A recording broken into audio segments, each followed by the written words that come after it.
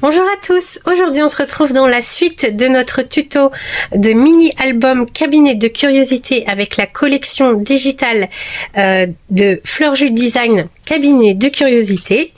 Voilà, nous avions fait dans les précédentes vidéos tous ces éléments. Si vous les avez loupés, si vous voulez les revoir, je vous mets tous les liens en barre d'informations. J'essaie d'y mettre le maximum d'informations. Si vous voulez retrouver la collection ou revoir un de ces tutos, tous les liens sont en bas. Pour aujourd'hui, donc nous allons faire notre 4e page et j'avais envie de faire une page assez simple, comme toutes, elles sont toutes relativement simples, avec un système de fermeture que j'affectionne particulièrement, c'est la fermeture avec un livret, un tag, etc. Donc on n'a ni besoin d'aimant, ni de flippette, ni de scratch, ni rien du tout, juste du papier, de la colle et c'est parti.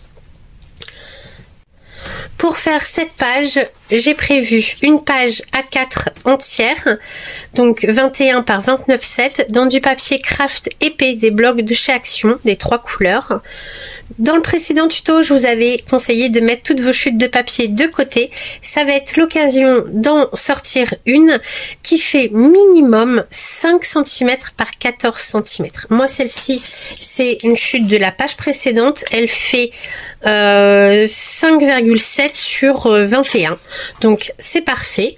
Et pour la fermeture de notre page, vous pouvez soit prévoir un rectangle de papier plié en deux, ou comme ici c'est une base de cartes de chez Action, des packs de chez Action qui fait hop, un peu 10,3 par 14,7.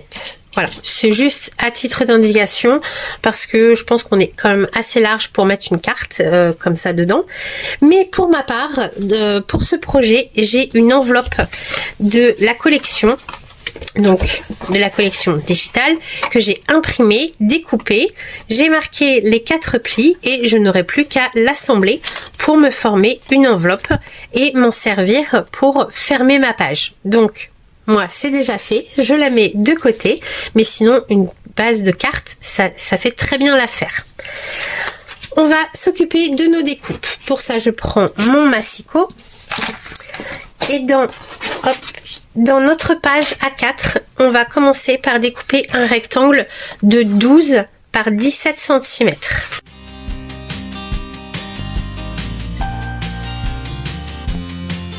Sur les 17 cm le long de ma règle, je vais marquer un pli à 1 cm sur un côté. J'ai le premier élément de ma page prêt. Je le mets de côté. Je reprends le reste de ma page et là, on va se découper un rectangle de 12 par 16 cm. Donc normalement ça passe. Je vous conseille de découper les 12 cm sur les 21 parce qu'on va encore avoir besoin du reste de la chute pour faire notre 3e élément. Donc 12 par 16.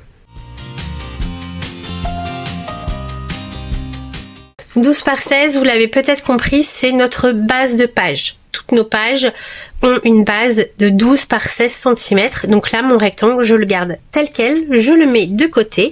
Et dans le reste de ma feuille A4, je vais découper un rectangle de 9 par 12 cm.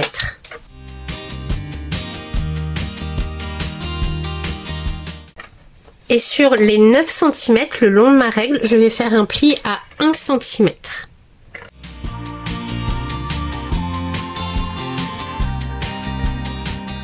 Voilà mon 3e élément. Et maintenant dans la chute que l'on a pioché dans ce qu'on avait mis de côté, je vais redécouper à 12 cm. 14 cm, pardon. Donc j'ai un peu plus de 5, je vais les garder, pour moi ça me gêne pas. Évitez d'être en dessous de 5 cm parce qu'on va déjà enlever 1 cm de pâte de collage, donc ça fera plus que 4 et en dessous de 4, bon, ça devient un petit peu difficile. Donc je garde mes 5,7 je crois et je recoupe à 14.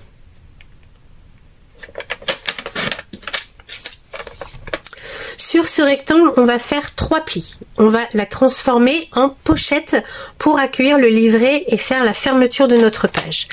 Donc sur les 2 petits côtés ici, donc sur les 14 le long de ma règle, je vais faire un pli à 1 cm de chaque côté et ensuite je vais faire un quart de tour à mon papier et sur les un peu plus de 5 cm, je vais faire un pli à 1 tout le long sur un côté uniquement.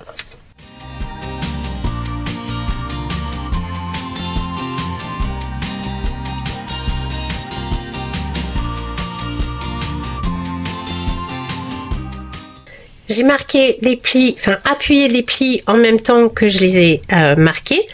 Et sur mes languettes de 1 cm, sur mes 3 éléments ici, on n'a qu'un élément de 12 par 16 qui n'a pas de pli. Sur tous mes plis de 1 cm, je vais installer du double face et biaiser les angles. Voilà, donc sur cela, ça va être très simple. Ça va être les 2 angles de chaque côté. Et sur ma pochette, je vais en installer sur les 3 sans en mettre forcément sur les petits carrés que j'ai aux angles ici, parce que je vais les couper en biaisant, hop, les 2 pattes de collage en même temps.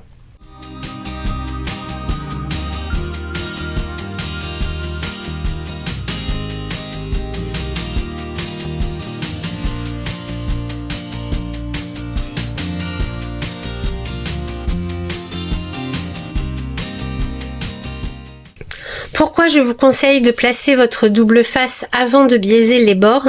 C'est afin d'être sûr d'avoir du double face jusque dans les petits angles ici. C'est pas forcément évident de recouper notre double face selon le biais qu'on a fait au ciseau, qui n'est pas toujours le même. Voilà, donc moi je préfère faire comme ça. Je sais que j'ai du double face vraiment dans les tout petits angles et qu'il y en a partout. Nous avons maintenant tous nos éléments pour monter notre page. Avant ça, on va avoir plusieurs possibilités, surtout niveau décoration. Le petit rabat qui fait donc 9 avec la pâte de collage sur 12, ça va être le rabat du haut qui viendra retenir notre rabat du bas. Donc celui-ci, le grand, va être destiné à être collé sur le bas de notre base de page, comme ceci. Donc il fait pile la bonne grandeur avec une pâte de collage. Ça, on va pouvoir l'installer déjà très rapidement. Le petit, donc, comme je vous disais, avec de 9 avec la languette, la pâte de collage, va être destiné à être sur le haut de notre base de page pour fermer le rabat du bas. Voilà, on obtiendra quelque chose comme ceci. Et la petite pochette viendra s'installer sur le rabat du bas, alignée sur le bas, pour insérer notre livret, notre carte, notre enveloppe, peu importe, à l'intérieur et retenir le rabat. Voilà, c'est une petite superposition comme ça, c'est très simple. Mais alors, sur 2 éléments, on peut venir faire des petites choses décoratives. C'est-à-dire que sur le rabat du haut, on peut venir, pour ma part, je vais venir arrondir les 2 angles.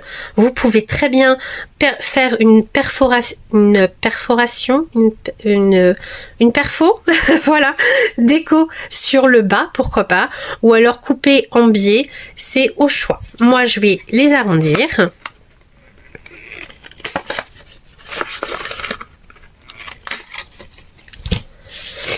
Comme ceci. Et sur la petite pochette du bas, vous pouvez très bien aussi faire un effet décoratif. Si vous décidez de faire une perfo frise, voilà, je perds mes mots aujourd'hui, je suis désolée. Faites attention toutefois que ça n'enlève pas trop de matière pour fragiliser la pochette qui n'est déjà pas très haute.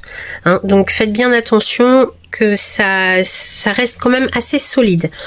Vous pouvez, si vous le souhaitez, laisser tout droit, au choix, faire simplement une encoche au centre ou pourquoi pas faire comme notre page précédente. Voilà, je vous remonte la page livrée, une pochette dans ce style avec une encoche, voilà, sur le centre. À ce moment-là, moi c'est ce que je vais faire et je vais utiliser mon enveloppe punchboard et je vais perforer, donc sans compter les pattes de collage, je vais perforer à 4 cm de chaque côté.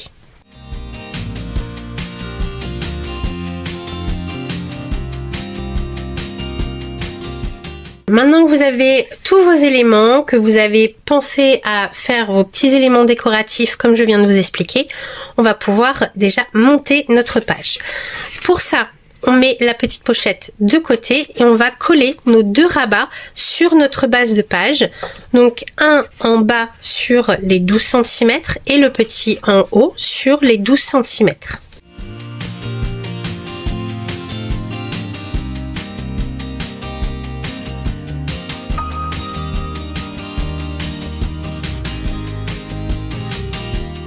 Ma page avec le double rabat.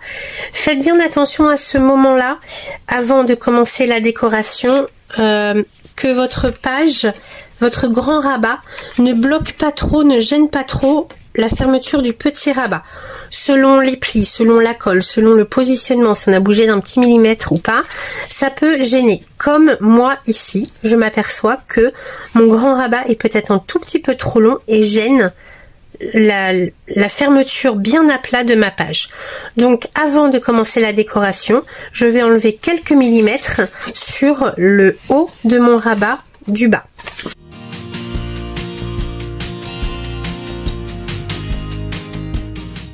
Voilà, c'est beaucoup mieux. En enlevant, voilà, j'ai enlevé peut-être 2 mm. En enlevant 2 mm, je peux fermer ma page bien à plat. Maintenant, avant de coller notre petite pochette sur le devant de notre page, ici, je vous conseille, si vous avez déjà une idée de la décoration que vous voulez faire, de coller votre papier déco sur le rabat du bas, au moins sur l'extérieur, avant de coller votre pochette. Ça sera beaucoup plus facile que de glisser votre papier déco dans la pochette. Mais c'est faisable. Si vous ne savez pas encore comment la décorer, c'est tout à fait faisable. Moi, donc c'est ce que je vais faire.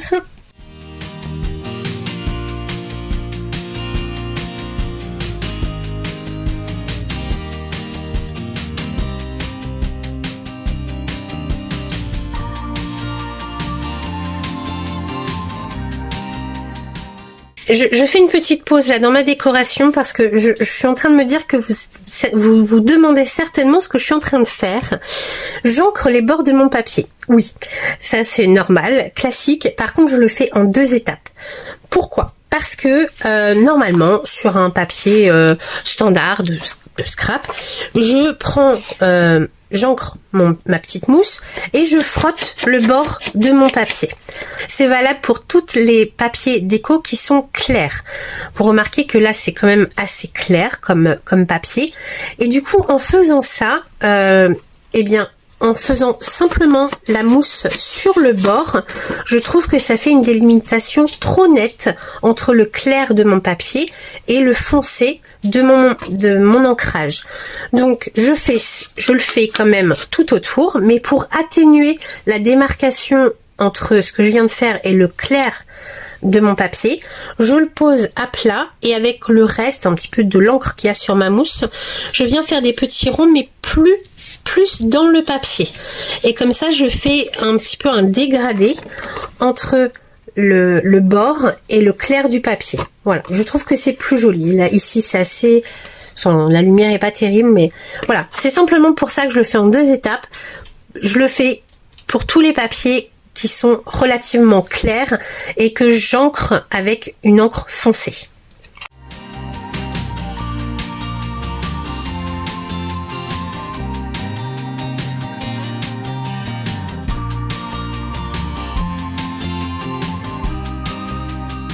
Maintenant que j'ai décoré le devant de mon rabat, je vais pouvoir coller la pochette sur le bas. Et comme ça, je sais que c'est bien décoré jusqu'au fond, il n'y aura pas de souci.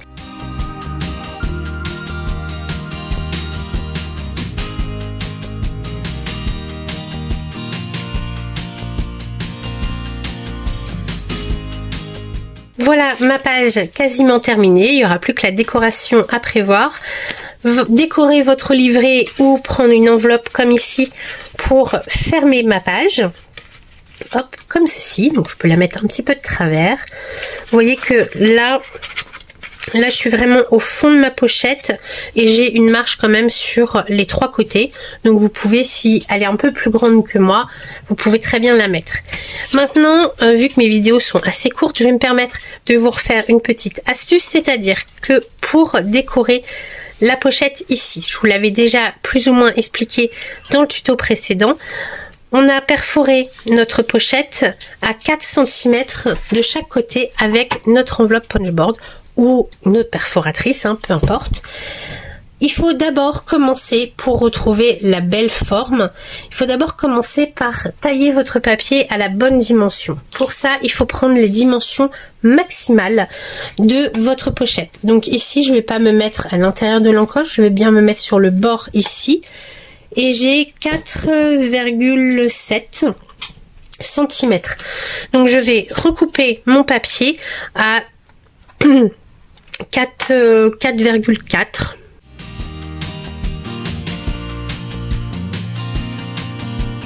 La largeur, je sais qu'elle est bonne parce que c'est la chute de mon papier que j'ai collé sur le rabat. Donc ça fait exactement la bonne taille. Voilà. Quand je le positionne, je vois que j'ai une marge équivalente de craft qui apparaît tout autour. Maintenant, j'avais perforé à 4 cm. Donc là, au lieu de perforer à 4, eh bien, je vais me garder ma marge de 2 mm de matage. Donc, je vais la décaler de 2 mm plus petit, donc à 3,8 de chaque côté.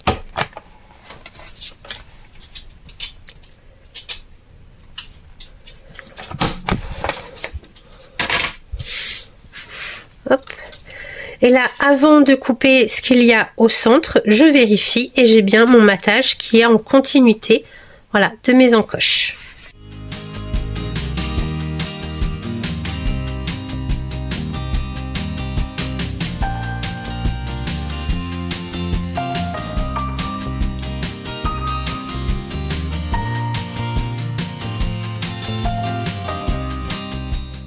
Et voilà ma 4e page quasiment terminée. Vous, de toute façon, vous aurez déjà vu le résultat final de la décoration. J'espère que ça vous plaît, que vous prenez plaisir à suivre cette série de tutos pour créer notre cabinet de curiosité. En attendant la suite du tuto, moi je vous souhaite bon scrap, prenez bien soin de vous et à bientôt. Bye bye!